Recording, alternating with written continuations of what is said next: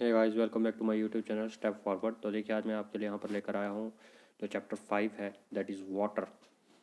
तो क्लास 7 की जियोग्राफी का उस पर जो भी इंपॉर्टेंट यहाँ पर क्वेश्चन बनेंगे वो मैं आपके साथ यहाँ पर डिस्कस करने वाला हूँ। ठीक है, देखिए ये चैप्टर जो है हर क्लास की एनसीईआरटी में थोड़े थोड़े इनमें मॉडिफिकेशन की गई हैं, थोड़े थोड़े चेंजेस हैं और अलग अलग तरीके के यहाँ से क्वेश्चन ड्राइव किए जाते हैं। तो मैं आपके लिए यहाँ पर वो ड्राइव करके लेकर आया हूँ। देखिए, इस सीरीज़ से बाहर कोई भी क्वेश्चन आपको जियोग्राफी का नहीं मिलेगा, ना ही इकॉनमी का मिलने वाला है। तो आप ध्यान लगाकर इन सीरीज़ को सुने ताकि आगामी परीक्षाओं में आपकी हेल्प हो सके। ठीक है, तो चलिए स्टार्ट करते हैं आज के सेशन को। हमारा पहला क्वेश्चन है, विश्व का सबसे लवणीय सागर है कि वर्ल्ड का जो सबसे खारा या लवणीय जो सागर है, जिसमें जो सॉल्टी सागर है, वो कौन सा है? प्रशांत महासागर, अटलांटिक, आर्कटिक, या हमारे पास ऑप्शन 4 है यहाँ पर मृत सागर। तो देखिए, इसका राइट वन आंसर यहाँ पर हो जाएगा हमारे पास मृत सागर जो है सबसे लवणीय सागर है। इसको हम डेड सी के नाम से भी जानते हैं। ठीक है, ओके, चलिए अगला क्वेश्चन देखते हैं। सेकंड वन क्वेश्चन है हमारा, पृथ्वी पर मौजूद संपूर्ण जल में से कितना प्रतिशत भूमिगत जल के रूप में उपलब्ध है? तो देखिए, यहाँ पर आपको 4-5 तरीके के क्वेश्चन पूछे जा सकते हैं, लेकिन मैंने यहाँ पर क्वेश्चन ड्रॉ किया है कि आपको अंडरग्राउंड वाटर कितना उपलब्ध है, संपूर्ण जल का कितना प्रतिशत है वो। ठीक है, तो ऑप्शन है 0.02%, 0.68%, 0.097% या 0.876%। तो देखिए, यहाँ पर जो राइट वन आंसर हो जाएगा वो होगा 0.68% जो है वो हमारे पास अंडरग्राउंड वाटर के रूप में यहाँ पर प्रेजेंट है।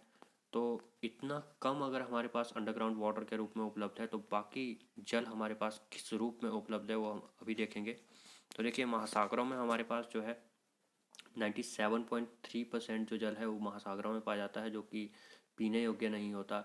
ये सॉल्टी वाटर होता है। ठीक है, ये पीने लायक नहीं होता हमारे पास। फिर आता है बर्फ क्षेत्र, जो बर्फ़ के रूप में हमारे पास उपलब्ध है वो है 2% वाटर, जिसे अगेन हम नहीं पी सकते। बर्फ़ को कैसे पी सकते हैं भाई? ठीक है, तो बर्फ़ के रूप में 2% जो वाटर है वो बर्फ़ के रूप में है। टोटल यहाँ पर हो गया हमारे पास 99.3% जो वाटर हो गया वो हो गया कि भैया हम बर्फ़ क्षेत्र जो है पीने लायक तो है, क्योंकि ये जो होता है प्योर वाटर तो है, पर हम इसे पी नहीं सकते। ठीक है, तो 99.3% तो वाटर ऐसा होगा जिसका हम यूज़ नहीं कर सकते। अब आ गया झीलों में अलवणीय जल, इसे हम यूज़ कर सकते हैं पीने के लिए। तो ये हमारे पास है 0.009% जो ये है ये वाटर उपलब्ध है। तो आपसे ऐसा भी क्वेश्चन पूछा जा सकता है, तो आपको ये सारा डाटा जो है अपने दिमाग में बिठा लेना है। ठीक है, तो नेक्स्ट है नमकीन जो झीलें हैं उनमें है 0.009%। उनमें भी सेम वाटर है जितना अलवणीय झीलों में है। अलवणीय जल हमारे पास है झीलों का, वैसे नमकीन झीलों में भी सेम परसेंटेज ऑफ वाटर यहाँ पर उपलब्ध है। ठीक है, नेक्स्ट देखते हैं वायुमंडल में। अगर हम देखें जैसे वाटर ड्रॉपलेट्स होती हैं वायुमंडल में, ठीक है, तो वायुमंडल में हमारे पास 0.0019% जो वाटर है वो वायुमंडल में उपलब्ध है, जो कि बहुत सबसे कम मात्रा है, बहुत कम मात्रा है। ठीक है, फिर नदियों में आता है। नदियों में हमारे पास 0.0001% वाटर उपलब्ध है, विच इज़ 1/10,000। 10,000 का एक भाग हमारे पास, अगर 10,000 लीटर वाटर हम मान लें कि पृथ्वी पर है, तो उसका मान लें 1 लीटर हमारे पास जो है नदियों में है पीने लायक। ठीक है, तो वो कितना है? 0.0001% जो वाटर है वो नदियों में उपलब्ध है। ठीक है, नेक्स्ट क्वेश्चन देखते हैं।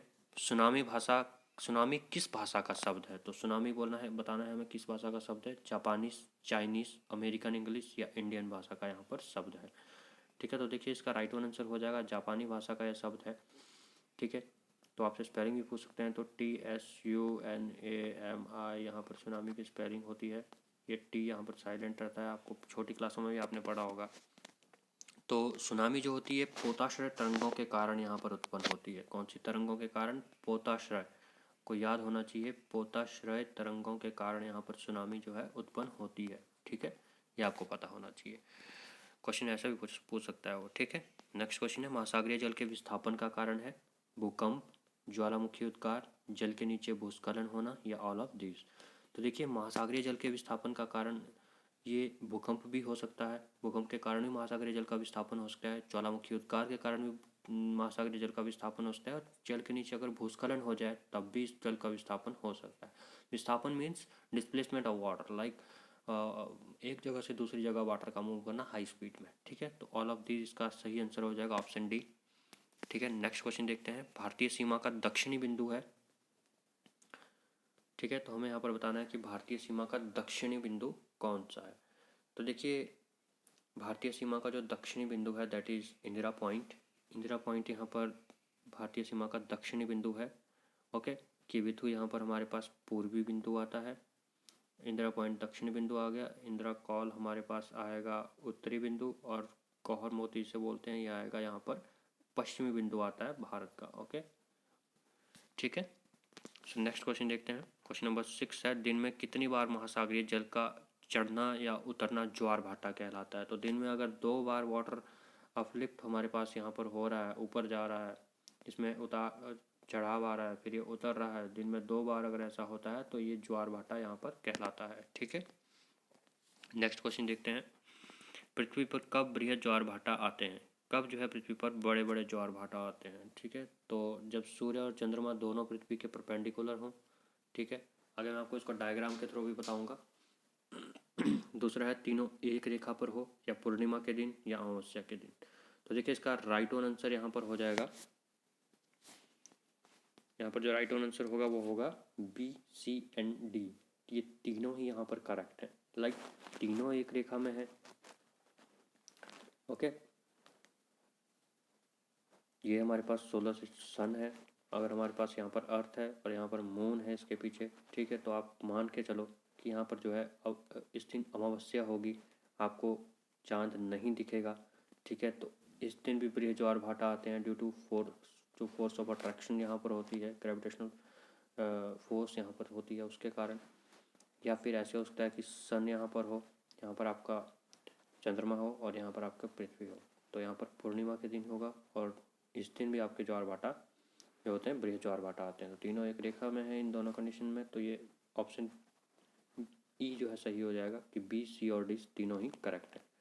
मैं आपको इसको आगे डायग्राम पर भी बता देता हूँ कैसे ये यहाँ पर बताया गया। देखिए ये है कि जब हमारे पास जो है लघु ज्वार भाटा कब आते हैं, कि जब हमारे पास सूर्य ऐसे है और सूर्य के सामने हमारे पास पृथ्वी तो है, लेकिन पृथ्वी के परपेंडिकुलर यहाँ पर चंद्रमा है, तो लाते हैं लघु ज्वार भाटा, ओके।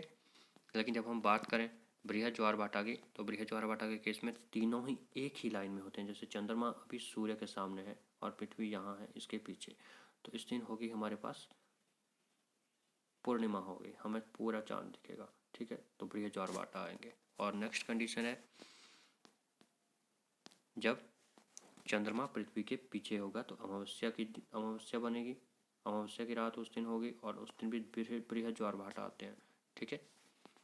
तो नेक्स्ट क्वेश्चन देखते हैं, सामान्यतः गर्म महासागरीय धाराएं उत्पन्न होती हैं ध्रुवों के निकट से, भूमध्य रेखा के निकट से, या दोनों में से कोई नहीं, या both A and B are correct. तो देखिए भूमध्य रेखा के निकट से गर्म महासागरीय जल धाराएं निकलती हैं और जो ठंडी महासागरीय जल धाराएं होती हैं वो निकलती हैं ध्रुवों के निकट से, ठीक है।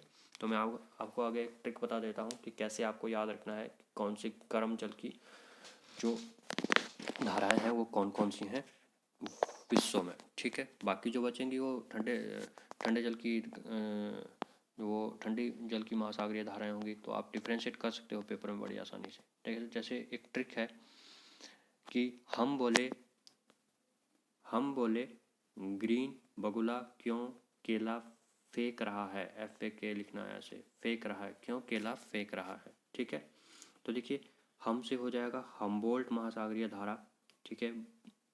बोले का हमें ले लेना है तो ये हो जाएगा लेब्राडोर महासागरीय जल धारा। ग्रीन से हो जाएगा ग्रीनलैंड, बगुला यानी कि बेंगुएला से आपको इसको याद रखना है, बगुला बेंगुएला, ठीक है। क्यों से क्यूराइल हो जाएगा हमारे पास, ठीक है, क्यूराइल महासागरीय जल धारा आ जाएगी। और अगर हम बात करें केला की, तो केला माने कैलिफोर्निया याद रखना है, तो कैलिफोर्निया से आ जाएगा। फेक का F आएगा तो फॉकलैंड आएगा, ए से अकोष्टक आएगा।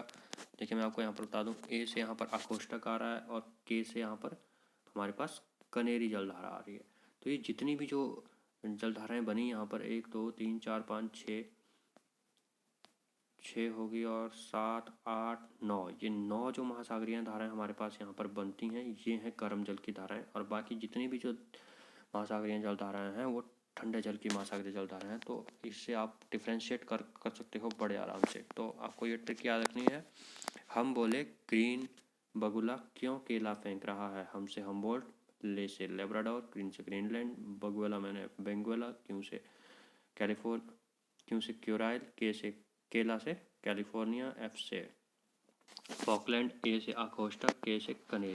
ठीक है, तो ये गर्म जल की महासागरीय जलधाराएं हैं, आपको याद रखना है। इंपॉर्टेंट क्वेश्चन है, यहाँ से एक क्वेश्चन ड्रॉप किया जाता है क्लास जो बी के पेपर होते हैं उनमें, और सी में भी आजकल किया जा रहा है, ग्रेड सी के पेपर्स में भी आजकल किया जा रहा है, थर्ड क्लास पेपर में। ठीक है, सो थैंक यू गाइस। अगर आपको ये वीडियो अच्छी लगी हो तो मेरे चैनल को सब्सक्राइब करना ना भूलें, और अनदर इंटरेस्टिंग वीडियोज़ के लिए वीडियो को लाइक ज़रूर कर लें और चैनल पर बने रहें। Thank you guys.